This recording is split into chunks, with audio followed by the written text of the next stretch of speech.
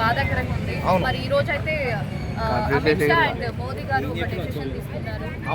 ఆపేశారు, మొత్తం ఆపేశారు. ట్రాన్స్పోర్టింగ్, రవాణా, అక్కడికక్కడ పోవడం, వ్యాపారాలు మొత్తం ఆపేశారు. నీళ్లు మొత్తం ఆగిపోయినంతే. ఇంకా ఇంకా ఈ దేశానికి పాకిస్తాన్కి సంబంధం లేదంతే. ఎవడైనా సరే ఈ దేశంలో పాకిస్తాన్ వాడు కానీ ఉంటే వాడిని ముక్కలుగా వదిలేక నాకు ఎంత బాధ వేస్తుంది. మనోళ్ళు లేదా పాపం ఎండాకాలంలో అక్కడ పోయి కాశ్మీర్లో సరదాగా ఒక 4 రోజులు ఉండి వద్దామని సరదాగా గడిపి వద్దామని పోతే పట్టుకొని మతాన్ని బయటకు తీసి చంపడం, కొయ్యడు. అబ్బా ఎంత దారుణం చెప్పండి. అదే వాళ్ళ దేశాన్ని పోయి వాళ్ళని కానీ చేసి ఉంటేట వాళ్ళు ఎట్లుంటారు. వాళ్ళు చూస్తున్నాం ఇక్కడే ఎన్నెన్నో దారుణాలు ఇక్కడే. వాళ్ళని దయచేసి వాళ్ళని దేశం నుంచి తరిమి కొట్టేయాలి.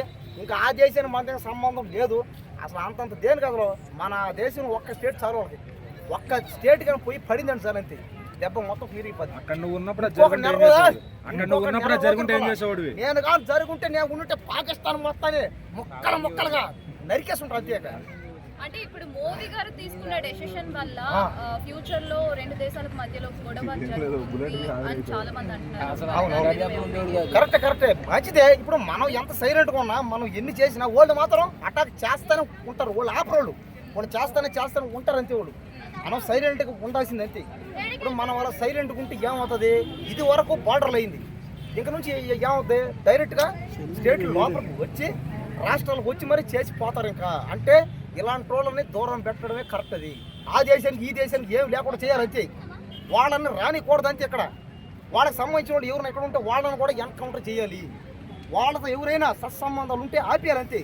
ఆపే అలాంటి రోడ్డు ఉండడం ప్రమాదమే. ఎవడైనా రానే ఎవడైతే నాకే నా దేశం ఇది నా దేశం. ఈ భూమి మాది. ఈ దేశంలో ఉన్న ప్రతి ఒక్కరూ అడగండి, ఎక్కడ కనబడితే అక్కడ అడగండి మీది ఏ దేశం రాని. నా దేశం అని చెప్పాలి ఎవరైనా. జై హింద్, జై పోలో, భారత్ మాతాకి జై.